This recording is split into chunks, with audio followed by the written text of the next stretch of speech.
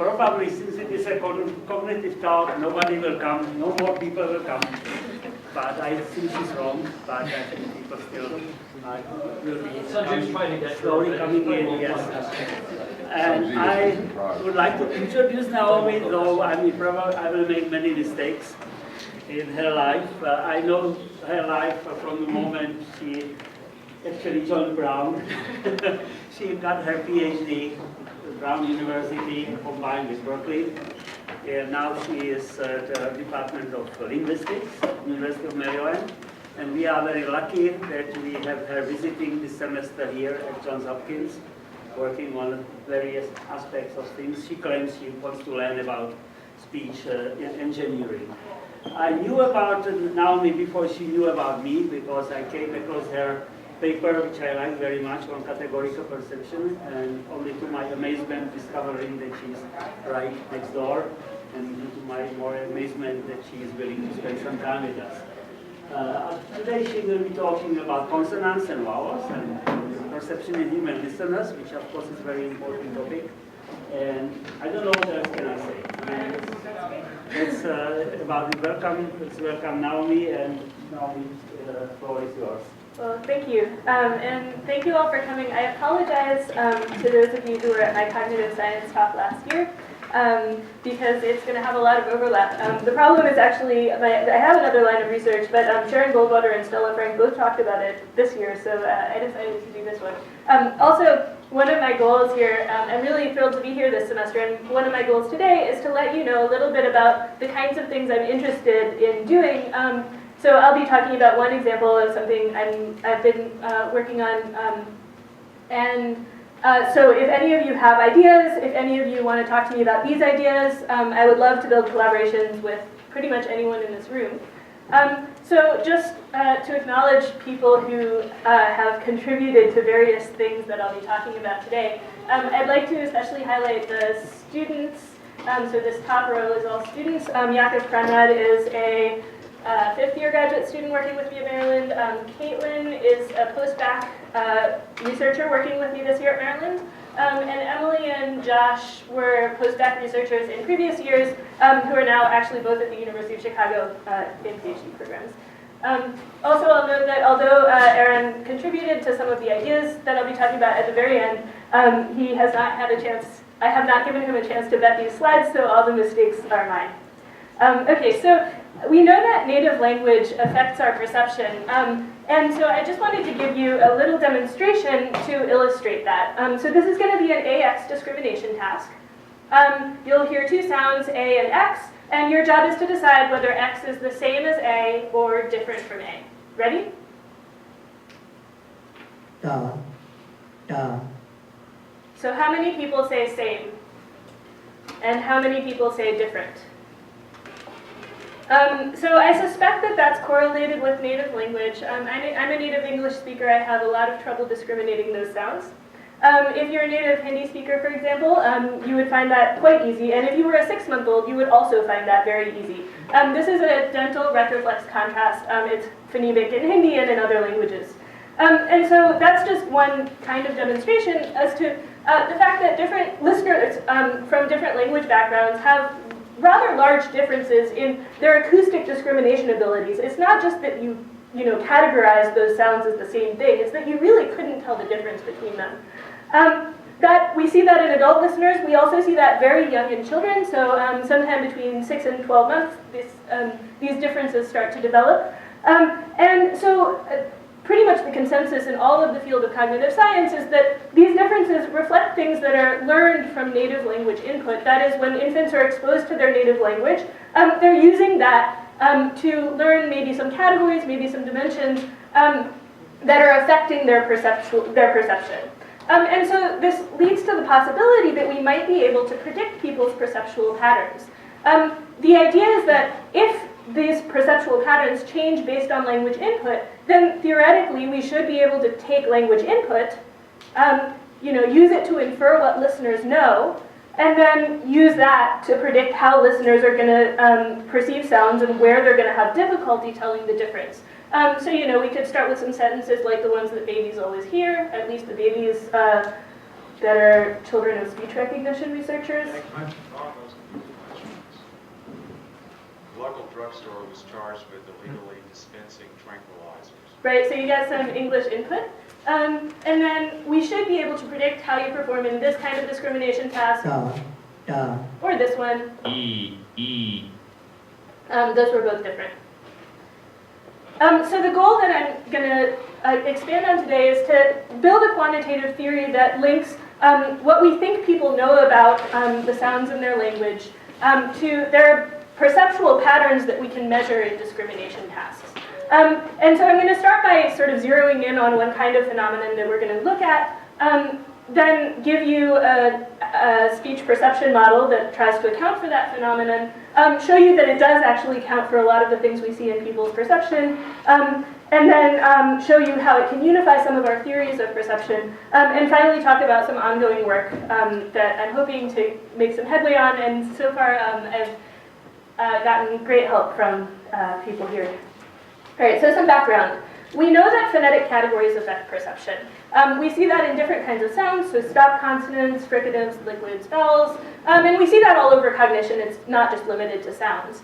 So the toy example that I'm going to talk about today is the example of a continuum that ranges between two sounds.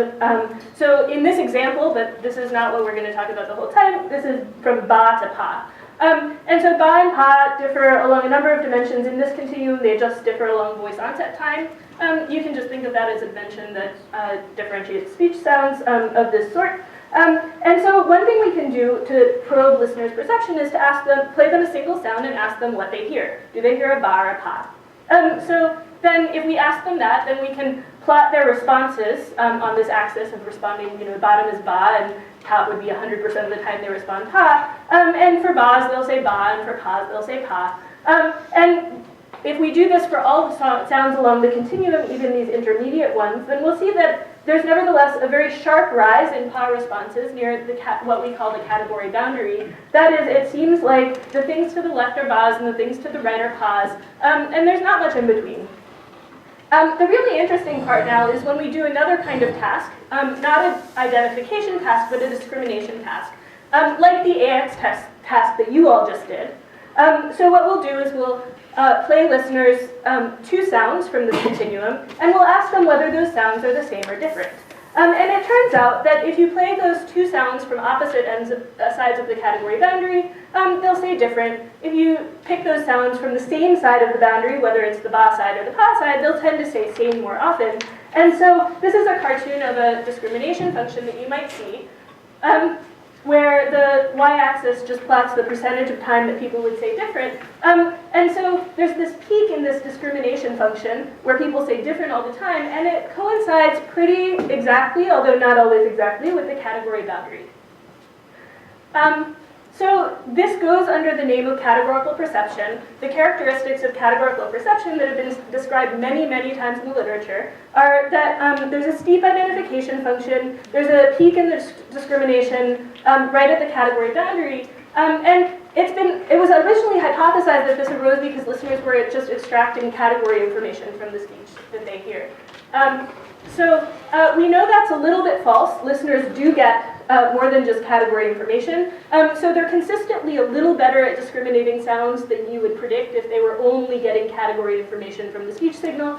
And we do know that they show evidence of being able to distinguish sounds from the same category if you just measure them closely enough, so by tracking where they look, or by measuring their brain activity, or by measuring reaction times. Okay, so that's the case of consonants. Let's move on to vowels. So this is the same sort of continuum. This is formant space, so if you don't know what that is, these are just two dimensions that help distinguish vowel sounds from each other. And so here's a continuum that's roughly between E and A, arranging in this formant space on the Mel scale, which is a psychophysical scale. So we can do the same kinds of tasks with those vowels. Right? We can ask people to identify them. You'll still get this S-shaped curve. It'll be a little bit shallower for vowels. And the real surprise comes when we ask people to discriminate vowels. So here, at the category boundary, of course they're good. They were in consonants as well. But within categories, they're also very good.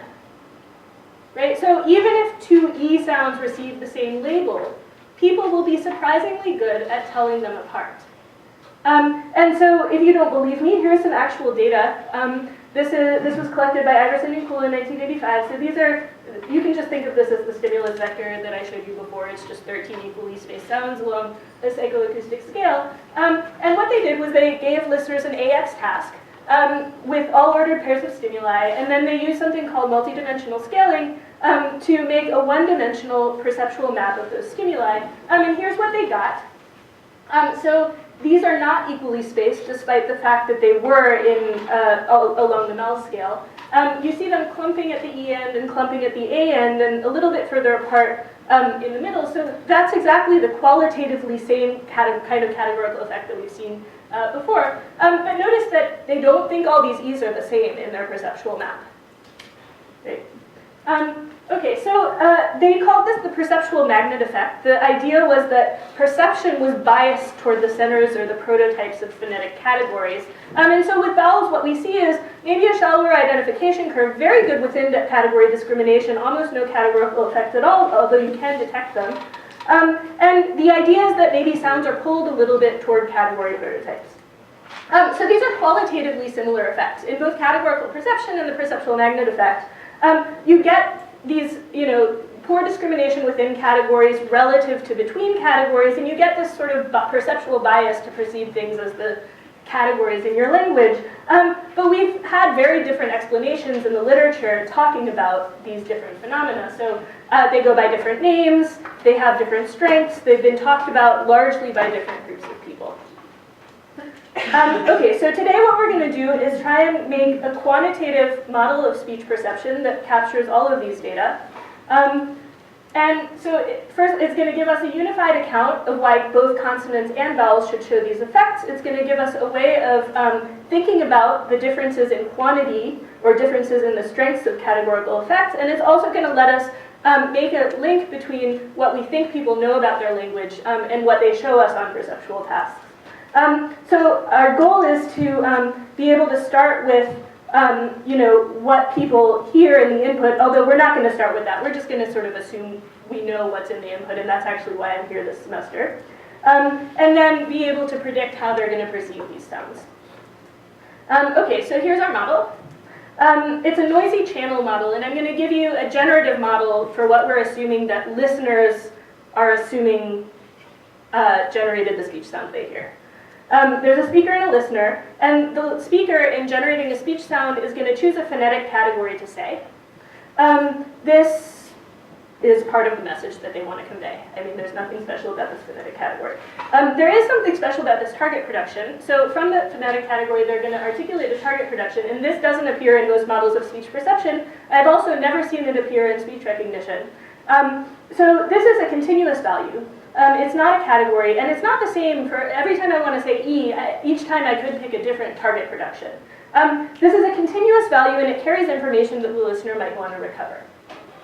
It might contain speaker information, like speaker identity. It might contain co-articulatory information about upcoming sounds.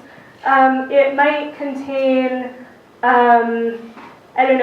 affective information, dialect information, and so on. These are all things that listeners might be interested in recovering. And we actually know that listeners do pay attention to phonetic detail. I showed you that a few slides ago. So this is important in our model, and the reason is because that's what listeners are going to try and infer in discrimination tasks.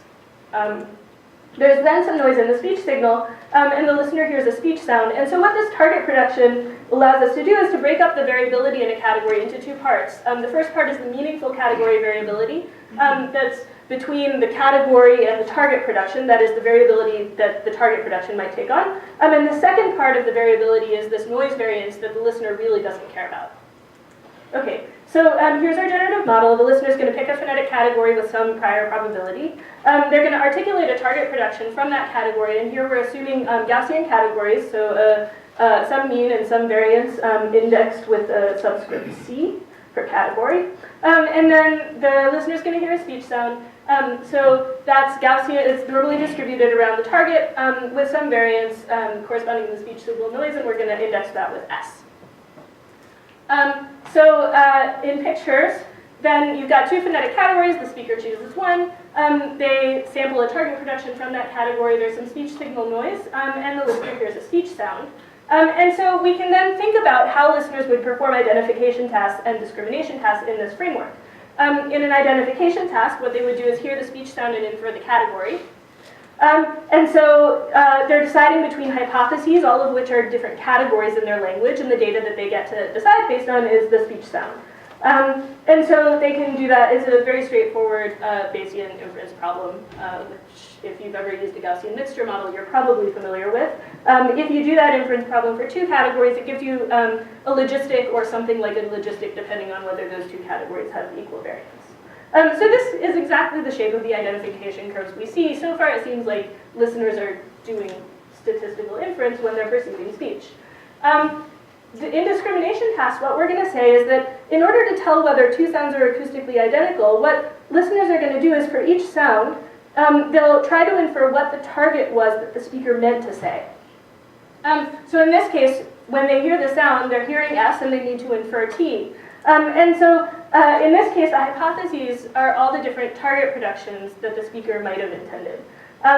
And the prior is given by phonetic category structure. So before hearing any sounds, listeners think that speakers are more likely to say something in the middle of a phonetic category.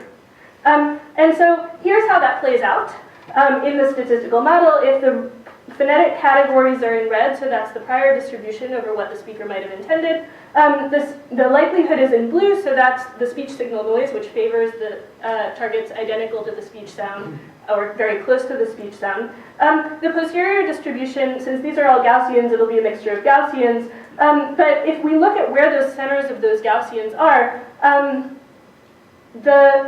they're a weighted average of the speech sound and the mean of the phonetic category. And the speech sound is weighted by category variance, and the mean of the phonetic category is weighted by speech signal noise. What that means is that if listeners are sort of trying to best infer the target production that a speaker might have intended, what they should do is they should pay attention to what they hear as long as there's meaningful variability in the category, and they should pay attention to their prior knowledge of the language in as much as it's a noisy speech signal. And so that's, they do that for each category, and the mean of this whole distribution is just a weighted average of those weighted by the probability that the sound came from that category. So this gives us the pattern that we see, namely unambiguous sounds are biased toward category centers, and as you get out toward the edge of the category, you've got the competing influence of that Gaussian coming from the possibility that the sound came from the other category. And so you get this qualitative pattern that we've been seeing empirically. And in fact, what we can do, actually, let me go back. So the measure of warping that we can just draw as a discrimination curve would be if you just take, so for each step in acoustic space, if you ask how far do I go along in perceptual space, then that's the derivative of the expected target production with respect to the speech sound. And so if we plot that, it gives us a nice sharp discrimination peak at the category boundary. So qualitatively, this is what we've been seeing. So if this model is right, then if we ask why do we see perceptual biases toward category centers, the answer is that they arise because of listeners' listeners are solving a statistical inference problem.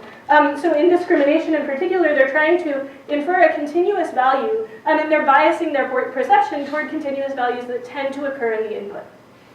Right? Okay, so this makes some predictions. So if we think that listeners are statisticians, then we should be able to explain something about the patterns we see. I'm going to start with the boring predictions, which is in identification. Right, the parameters in the model correspond to real quantities, and so we can, we've got the prior on a category, we've got the category variance, so, these are things that we can conceptualize. Speech signal noise, we can even manipulate that, right? So we can examine what should happen in the model when these things are varied, and then look for evidence in the literature for what actually does happen. So I'm going to start with a couple of boring cases that just look at the identification function and show you that listeners do seem to be, sensitive to the task they're performing and to changes in the statistics for the task they're performing. So one thing we can do is ask what happens when we raise the prior probability of one of the categories versus the other. So what we get is this shift in an identification curve. That's very well documented in certain cases in the speech perception literature. So namely, if you give listeners an identification task where one end of the continuum makes a word and the other end does not, then they'll shift their category boundary. That's known as the lexical effect or the Ganong effect. And so, like, if you give them gift, kift, they'll identify more things as gift, whereas if you give them kiss, they'll identify more things as kiss. Right? That's exactly in line with the kinds of predictions we would make. If you change the category variance or the noise variance, either one, then we see a change in the sharpness of this identification curve. And so this is an experiment where Clairds et al. Familiarized listeners with either a variable distribution of sounds along the voice onset time continuum or a less variable distribution, and that's exactly what they found. Right? Also, we can ask, we saw the Ganong effect or the lexical effect, yes? So it's maybe surprising that that one works, because when I was a kid, I learned there was a critical period for learning the categorical perception kinds of effects. And so what you're saying is Pierre Asbel was able to sensitize people on a voice onset time distinction? Yeah, and in fact, I think they were just doing a word identification test. I'm not sure, I can't remember exactly what they were doing in this paper, but yes, this was learning over the course of an experiment. Yeah. Okay. So these things are, so yeah. There's hope for us non-Hindi speakers yet. Well, sorry, not non-Thai speakers. Yeah. Is that sharpening an existing distinction? As opposed to introducing a new one? That's a good question. I don't know if they ran a baseline. Well, I mean, this is not introducing a new one. This is an existing. This is at the voiceless voiced in English. So this is, this one's centered at 0 and this one's centered at 50. So that's a contrast that we already have. That's true. Yeah. It's always been the case that you could move that boundary with conditioning, with repetition. Repeated exposures to one side would shift the boundary back and forth. Yeah, so there's actually a related model that I think is really interesting by Dave Kleinschmidt, who's he's working with Florian Jaeger at the University of Rochester, and what he's asking is, so as you hear sounds, how should you update your beliefs about the category parameters? And let's say you didn't know much about your categories, right? Let's say you were in a new situation and you needed to learn parameters about those categories that didn't have a lot of prior knowledge from all your experience, up till this point. And so he's able to account for those selective adaptation effects, they're called, where the boundary shifts if you just play one sound repeatedly, and also for a phenomenon called phonetic recalibration, where you hear an ambiguous sound in a word and your boundary shifts in the other direction. So both of those can be captured under this kind of a statistical framework.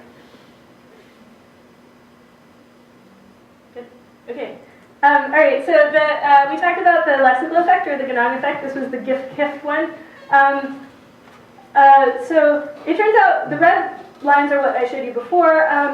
If you put a lot of noise in the speech signal, so if you make it a noisy speech signal, or if you increase the category variance in identification, they're doing the same thing.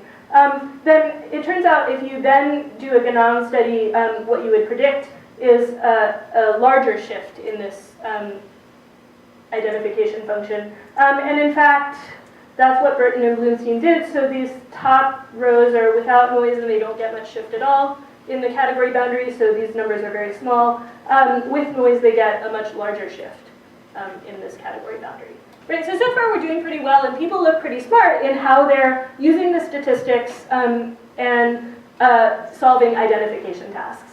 But okay, there wasn't really much doubt about whether listeners were solving identification tasks in terms of like inferring a category from a speech sound. So we do predict these empirical patterns for, prior probability, for category variance, for adding noise and changing the prior probability. And so this is all statistically sensible, but what we want to know is, what about discrimination? Just to remind you our story about discrimination, what we think these discrimination curves come from are two inference problems. So for each sound in an AX task, listeners are hearing the sound and inferring the target. And so they need to infer the target production from the speech sound, and if you then sort of look at the differences between speech sounds and look at how far apart they are in perceptual space, you'll get this nice discrimination peak. So we want to test predictions about how that discrimination peak changes. And what we're going to focus on is this relationship between category variance and speech signal noise. And that should change the weighting of how much attention listeners pay to the acoustic detail that they're hearing and how much attention they pay to the prior knowledge that they have about phonetic categories in their language. And in particular, what we would predict is that in low noise conditions, perception should be veridical. Sorry, I'm moving your mouse. Perception should be veridical. They should pay a lot of attention to the acoustics of what they hear. And in high noise conditions, it should be more categorical, so they should pay more attention to their prior category information. And so just in pictures, this is what happens if you have low noise conditions, and this is what happens if you have high noise conditions.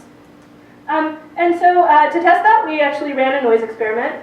These are the same stimuli that we just took directly from Iverson and Kuhl, 1995. So this was the vowel data that I showed you at the beginning. But we reran their condition, and we also ran another one.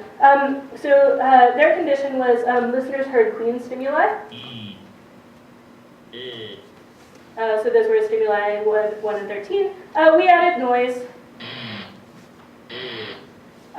And so the prediction is that for listeners who hear the noisy stimuli in the AX task, and this was between subjects, then they should show more categorical perception than the listeners who heard the quiet stimuli or the non-noisy stimuli in their AX task. You should probably define AX task for people who don't know. That's what you guys did. The first thing I asked you was an AX task. So you hear two stimuli, you see whether they're the same or different. First one's called A, the second one's called X. You have to decide whether X is the same as A or the different from A. Good? All right, thank you. Okay. All right, so what we get out of an AX task where we present all ordered pairs of stimuli is a confusion matrix. This confusion matrix tells you what they responded when you played stimulus 1 and stimulus 1, what they responded for 1 versus 13, here's 5 versus 9, and so on. So for each contrast of stimuli, you can see the percentage of time that they responded same. I don't get much from looking at this. You probably don't either, so I'm going to make it into a heat map. So here's our 1 versus 1, 13 versus 13, 1 versus 13, and somewhere in here is 5 versus 9. Right?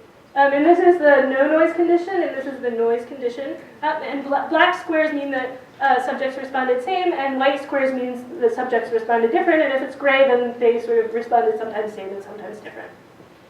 And so you can see a few things here. So first of all, along this diagonal in both conditions, that was when the stimuli were really the same, and listeners were pretty good at that. They always said same, almost always. Also, when the stimuli were very different, they always said different. Well, almost always. They made some mistakes. And also, you can sort of, also in general, they said same more often in the noise condition, and that's because the stimuli were noisy. Nobody's surprised there. Right? But the other thing that we can see is that if we sort of look along a diagonal, we can see that they're not equally bad at all points along this continuum.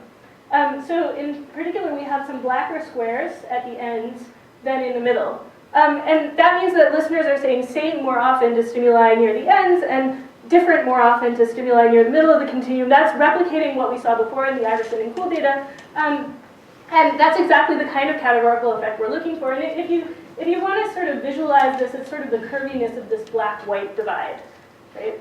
And that curviness is much more curvy in the noise condition. And the upper one is E? Yeah, the upper one is E. So the E is a little bit more categorical than the A. That's right. Okay. So, so the no noise condition seems a little bit less categorical, and the noise condition seems a little bit more categorical. And that's qualitatively exactly what we would predict, but we have a model, so let's actually see if it captures these data. Does it look the same for another pairs of vowels, or is it only for... That's a good question. It's been, so I don't think I'm going to explain it stands out in the noise much better. That's right. No one's done the experiment with noise, as far as I know, for other vowels. In general, this perceptual magnet effect in vowels or categorical effects in vowels are very difficult to find. And so it's been found repeatedly for E and A. It hasn't really, they've tried for other vowels, and it's been very messy results, so it hasn't been found reliably. It's been found pretty reliably for R and L. But in general, vowels are tough. There's even been argument as to whether this effect exists. So here we did replicate it, at least in these vowels. Well, the question is if this, some of these sounds stand more out in the noise. You see, I mean, that's well, and compounded with that, I didn't know what I was doing, so I might have made the noise without me. Noise and Yeah. What was the noise like? So at least what I think I made is white noise, and I can't remember exactly what I did, but I know I did it in prod. And it was 0 signal to noise ratio, which was also done in prod. So that I believe that's what was done. But again, this was my second year of graduate school, so. What I'm sure about is that it was noisy. So if we wanted to say something specific about the type of noise, then I would want to replicate this. There still is that F2 prime issue. Yeah. Because this is the end of the vowel continuum where that becomes an issue. Right. So how would that affect the results, do you Well, think? as you go up in F2 value, I don't know what you're doing with F3, but F2 and F3 form a virtual peak perceptually, and if you are moving in such a way that you're building that second peak, then you're sort of changing the perceptual conditions from the A side, right? So would that be likely to make the stimuli easier to distinguish or harder, is, I guess, the question. That's for you. Oh, yeah, okay. So I would like to talk to you about this because I think that, well, my guess is Iverson School didn't know about this, but maybe they did. You can do this backwards by synthesizing vowels that show the flat perceptual result, and see what you've created. But that's interesting. But if you go back to the Klatt and the Swedish guys, there's some fairly specific predictions about, or specifications of what F2 prime should look like. And I don't know, it may not be the answer, but I think it needs to be. If this effect only occurs with high F2, F3 vowels, then you have to look at it. Yeah. If it occurred across all vowels, then that wouldn't be such an issue, because say the second and third formant is so separate that. Are these two formant? They have third, fourth, and fifth formants. I have the numbers, I don't know them offhand, but they're constant across all of the vowels. So the higher forms are fixed. That's right. Okay. So I would love to talk more about that and actually sort of talk about it in a way that I know exactly what to look for in order to make predictions about how that would affect things. Okay, but it was the same formant structure in this condition and in this condition.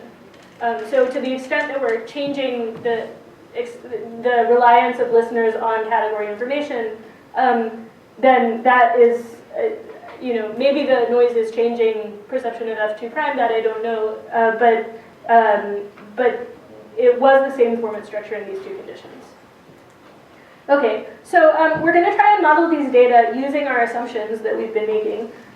So we want to get a quantitative fit rather than just a qualitative fit. And so what we're going to do is actually make a model of an AX task, how listeners might perform that. So the idea is they hear the first stimulus, and what they're going to do is sample a target production from their posterior on what the speaker might have intended to say when the speaker produced that stimulus. Then they hear the second stimulus, they're going to sample a target production for that. And then they're going to compute the distance between these two sampled target productions. And if it's greater than some threshold, some fixed threshold epsilon, then they're going to say different. And if it's less than epsilon, then they're going to say same. Right? So then, given parameters of our model, we can estimate the percentage of time that listeners are going to say same on any particular trial just by computing the distribution on these distances. So crucially, they're interpreting the task as being comparing T1 and T2, not C1 and C2. That's correct. Yeah, so the problem with C1 and C2 is it predicts that they'll be very bad, right? Yeah. And they're never that bad even for stop consonants. And certainly not for that. Certainly not for vowels, yeah. So they do have an acoustic component, and that's what we're trying to capture with them actually trying to do an acoustic discrimination task and inferring a continuous value. Nonetheless, they're prior over how T is produced given C, and they're prior over what C is going to influence these posterior samples. That's correct, yeah. Yeah, anything that influences any part that goes into the posterior computation is going to influence what they sample, that's right. Okay, Okay, so in order to actually compute this posteriors and sample from them, we need to estimate some parameters. Those parameters are the category means, the meaningful category variances, the speech signal noise, which is going to be different in our two conditions, and the response threshold, which is actually also going to be different in our two conditions because people are just less sensitive in noise. So what we're going to do is the model's only identifiable if we fix one of the category means, so we're going to do that. Then we're going to fit it to identification data, and I'll show you in a minute what the parameters we get from that, but we get most of our parameters from fitting it to identification data. And then when we fit to discrimination data, what we're fitting are the two noise parameters, one for each condition, and the two response thresholds, one for each condition. And those are exactly the parameters that we're interested in looking at to see whether they capture the differences we're seeing in the experiment. Okay, so to remind you, in identification tasks, where we're going to set some of our parameters, listeners are inferring a category given a sound, and so the parameters that are relevant to their responses there to predict their responses are the means of the phonetic categories and the sums of these variances, because meaningful variance and speech signal noise are both contributing to the variability that they need to account for when they infer the category. And so when we fit identification data, we're going to get these two things out. For discrimination data, we can now separate those two sources of variance, so we can actually estimate the speech signal noise, and we can also estimate our response threshold. So these were the data I showed you. So here's the model fit that we get, and here are the parameters. You can see that the response threshold is higher in the noise condition. People are less sensitive. But in addition to that, the noise parameter is higher in the noise condition. So that's good. And it's actually significantly better than if we have the same noise parameter between the two conditions. And what that's telling us is when we predict in our model that what's going to happen when you add more noise, that's capturing a significant amount of the variance that we get between the no noise and noise conditions. So it seems like things are actually getting more categorical in the noise condition. You guys are squinting. I think you see some differences between the data and the model. Is that right? Okay, I'm going to keep going. Okay, so the model is accounting significantly for the variability between these two conditions. And so what's interesting about this is we've now made vowels look more like consonants just by adding noise. We've made them more categorical. And so this led a couple of my students, Yaakov and Emily, to think about what might happen if we tried to apply this model to consonants. So it was constructed for vowels. We wanted to capture the continuous perception of vowels by saying that people were inferring acoustic values. But if we can make vowels look like consonants and still account for the data with this model, then maybe we can account for consonant data. So this is work by Yaakov Conrad and Emily Pappas. And what they're going to do is extend this to consonants. And in particular, they're going to be looking at, what they looked at was the effect of the ratio between category variance and speech signal noise that you get when you fit this model to different types of sounds. So first of all, the question is, can this model fit different types of sounds? And the second question is, when we do that fit, when we fit to discrimination data, we're going to get that ratio between category variance and speech signal noise, and that's actually an interesting quantity because it might allow us to capture the fact that categorical effects are strong in consonants and weak in vowels.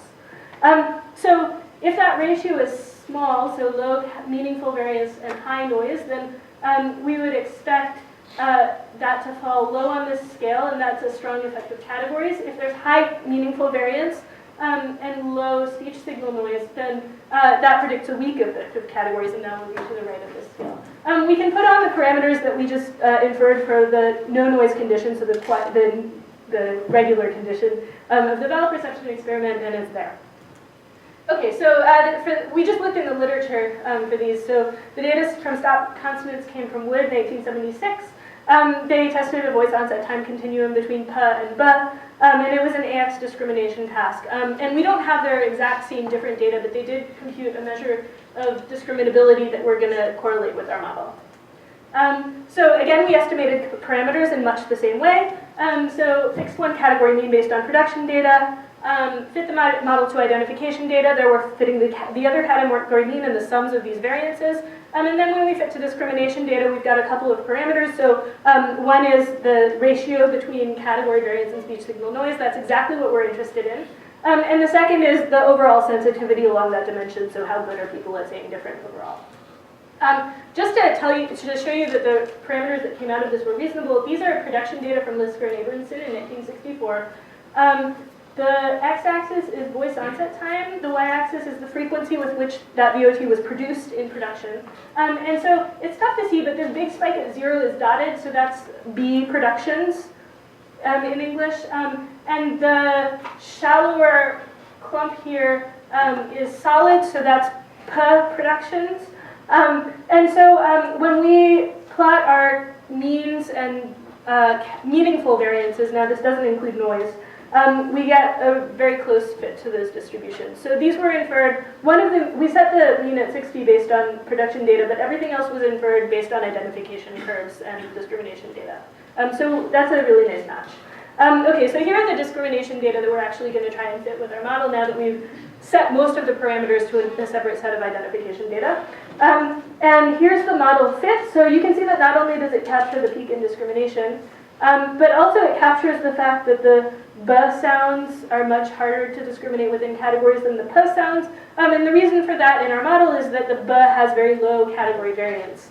And so it's relative to P, and so it's going to have stronger categorical effects.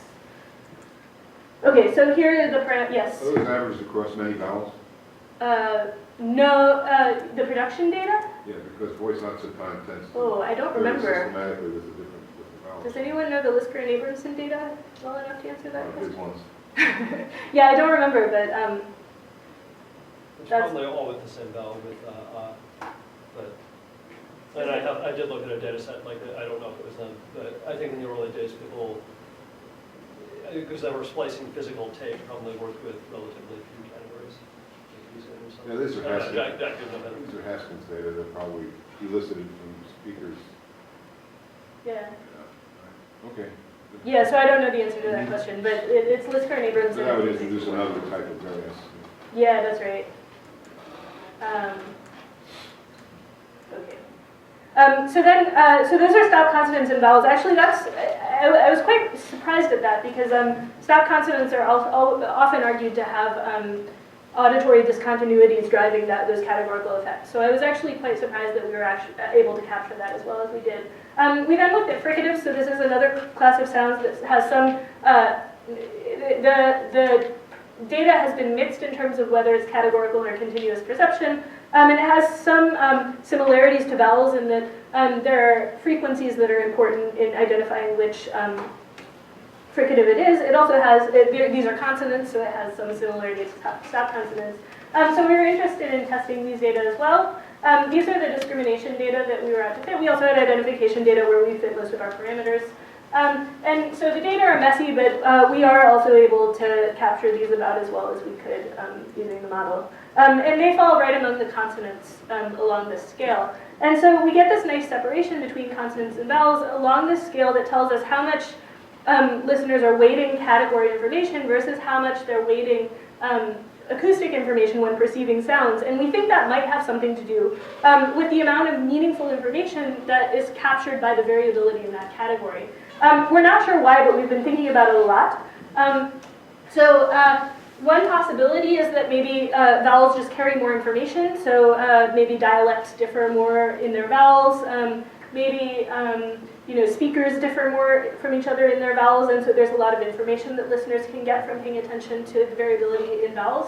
Another possibility is that stop consonants or consonants in general might be harder to perceive or might have more perceptual noise, so they're typically shorter, the cues are shorter, and so on. So we're not sure, and this is something we're very interested in exploring. But what this study suggests is that these differences between consonants and vowels and categorical effects in different types of sounds may be quantitative rather than qualitative. So rather than talking about categorical perception versus the perceptual magnet effect, maybe we should be talking about categorical effects and assigning a number to their strength. Okay, so to summarize, this is the end of the work that we've already done. Categorical perception, you can actually predict categorical effects in perception if you think that listeners are inferring what a speaker intended to say, and you can think of two ways of doing that. So one is identification, but another is discrimination, acoustic discrimination, where they might want to recover a continuous value. And perceptual warping seems to be a strategy for filtering out this noise variability in the speech signal. And so it gives us a framework for understanding why categorical effects might vary across different types of sounds and also across different listening conditions and so on. All right, so I'm almost done. I'm going to try and finish up. This part actually doesn't have any data. The reason is because it's not done yet, but I want to give you an idea of the kinds of things I'm interested in doing, so why am I here at all this semester? Yeah, and this is, so Erin's been helping out with this. Caitlin and Josh are my current and former post-bac researchers at Maryland. And also, just recently, there's been a lot of people from UNEX Lab who have been sort of helping teach me how to make speech features. So I don't have anything on that here, but I hope to be able to show that soon. Okay, so let's compare sort of what we do in automatic speech recognition and in human speech perception modeling. So in automatic speech recognition, what we do is we compute low-level speech features from corpus data, or what you do, what I'm trying to learn to do, then use those features to train and test a recognizer, and then evaluate it on things like word error rate or phone error rate, right? So those are basically identification tasks. In speech perception modeling, what I just showed you is that we make some assumptions about the form of the prior distribution, and then we use those assumptions to train and test a model, and then we evaluate that model against actually very fine-grained discrimination data. So interesting data that you don't usually see in speech recognition applications. So we want to take the best of both worlds and be able to work with speech and low-level speech features, but also be able to test those features on their ability to capture interesting human discrimination data. So essentially what we've done so far is we've said, well, if we have some Gaussians, we can predict people's perceptual patterns, and what we want to do is replace those Gaussians with actual distributions of sounds from the speech that listeners hear when they're learning language. And so I think this has the potential to improve things in both domains, so aspects of both domains. So in cognitive modeling, so first of all, listeners' perceptual prior distributions, we didn't estimate those from data. I showed you in stop consonants that it was close, but we just sort of estimated those from perceptual tasks. And so we don't know whether the prior distributions we were assuming actually correspond in any way to what listeners hear, and especially for vowels, I think that's probably not right in this simple case when you're using formants. And the other thing is we were using different features for each of our simulations, right? We used formants for vowels, we used voice onset time for stop consonants, we used central frication frequencies for fricatives, and so it's tough to generalize that and expand it to new classes of sound where we're using different features for every type of sound we test. On the speech recognition side, as far as I can tell, so far speech recognition systems have been tested on their ability to do identification tasks. And so there's all this rich data out there that we can use to actually measure similarity between these features that speech recognizers are using and the kinds of features that people use when they perceive sounds. This is especially important when you get to unsupervised applications because when you're training a recognizer with supervised data, then you can just throw in all the features you want the recognizer to learn what's important. But if you have an unsupervised task, it's a lot more important to get that similarity space right. Okay. It's important for being able to reconstruct affective elements of speech. Yeah, right. That was the question, or That was a comment. Okay, That, yeah, thanks. that if speech recognition systems are only trying to get back something discrete, Yeah. that's all you need for transcription. But if you're trying to get back the way an actor delivered a particular line or something like that, you might need to get back continuous quantities as well. Yeah, exactly. And I mean, I think, right, we could do all of that at the same time, Exactly. right? Yeah. Okay, so in fact, people do all that at the same time. All right, so the trick is that we need to learn to work from corpus data. So we have this Gaussian model, but maybe if I've shown some sort of Gaussian histograms here, but maybe the sounds don't fall into nice Gaussians in speech corpora. So what are we going to do? What we're going to do is use a technique called importance sampling. Any of you guys know about importance sampling already? Okay, so the idea is that you want to estimate, you want to draw samples from your posterior distribution. You can't do that directly because you don't know your posterior distribution. What you're going to do is draw samples from your prior distribution instead. If you draw samples from your prior distribution, we'll talk later about how you can get those. But let's say you have a set of samples from your prior distribution. If you took their mean, it would give you the mean of the prior distribution. That's not what you want. You want the mean of the posterior, right? So how are we going to correct for the fact that we have samples from the prior and not the posterior? The trick is that we've gotten too many samples where the prior is higher than the posterior, and we've gotten not enough samples where the prior is lower than the posterior. And so what we have to do is just reweight those samples by the ratio of the posterior to the prior. And that turns out to be proportional to likelihood. And so what we can do is, instead of representing our prior distribution as Gaussians, we can represent it as a set of samples. Take some samples from memory. These behave like samples from the prior. But as soon as we reweight them by the likelihood, then they start behaving like samples from the posterior. Okay. And what's nice about this is that then we don't need nice forms of prior distributions. We don't need Gaussians. All we need is samples from whatever distribution we think is the prior distribution. And all we have to do is then reweight those samples, and then they behave as though they were drawn from the posterior distribution. So like if you take their mean, then you get the mean of the posterior, and so on. Okay, so given samples from the prior distribution, we add some likelihood or noise function that we think listeners are correcting for, and then we can actually predict how listeners are going to perceive experimental stimuli. And luckily for us, we have those samples from the prior distribution approximately. They're a little bit noisy. So that is, if we take speech corpora, those are samples from what listeners should have heard while they were growing up. So essentially, what we're working on is we want to extract features from Timmit. So that's what I've been learning. Then we're going to assume that the sounds in Timmit are a sample from the prior distribution.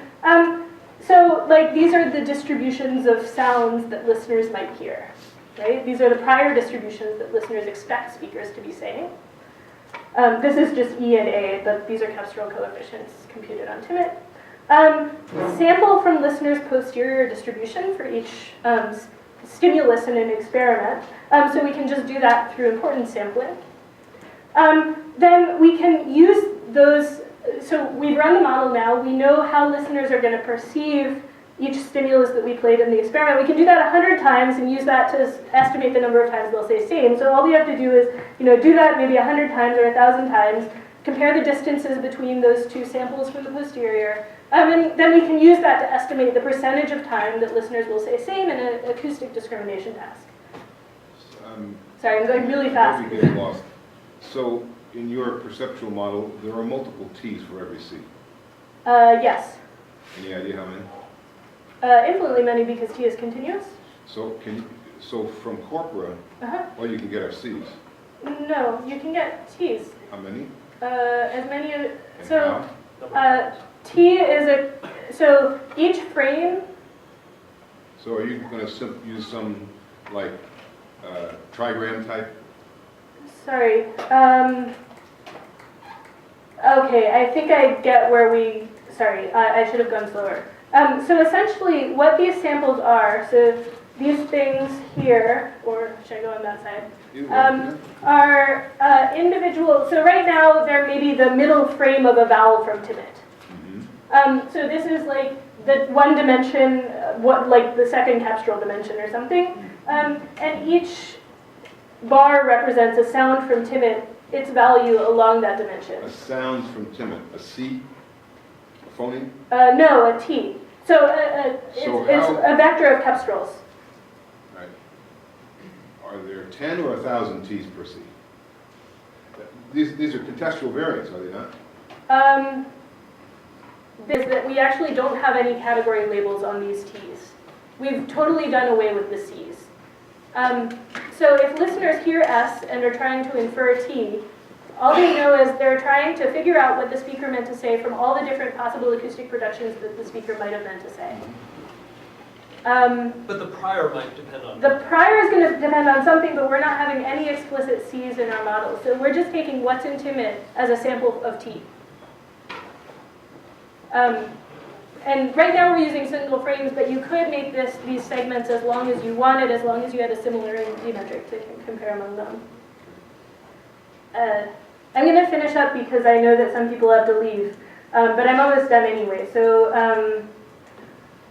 yeah, so we're gonna we're gonna try and use these sampled target productions, which are actually just sounds from the corpus, right? We're playing a stimulus and asking which sound in the corpus would probably have been that target production. And then we can use that to compute model likelihood. So now we have an estimate of how often listeners should say same on any given trial. So now we have data, we have predictions, and we can compute likelihoods given any number of types of dimensions, any similarity metrics we want, and so on. So what we're hoping for is a quantitative framework that goes from distributions of sounds now to predicting listeners' perceptual patterns. So what we think is that that's going to actually help out in both fields. So in cognitive modeling, we now have, what we're trying to do is get real speech methods into cognitive modeling, so things like low-level speech features and ecologically valid corpora. And in ASR, this is now a new way of evaluating how good speech features are, not based on how well they categorize, but rather how well they match people's perceptual dimensions. And I'm going to end there. And I look forward to talking a lot more with all of you this semester.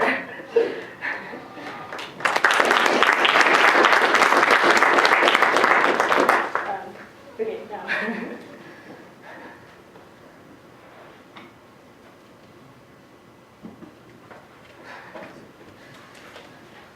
I have a question, I'd like to ask them now.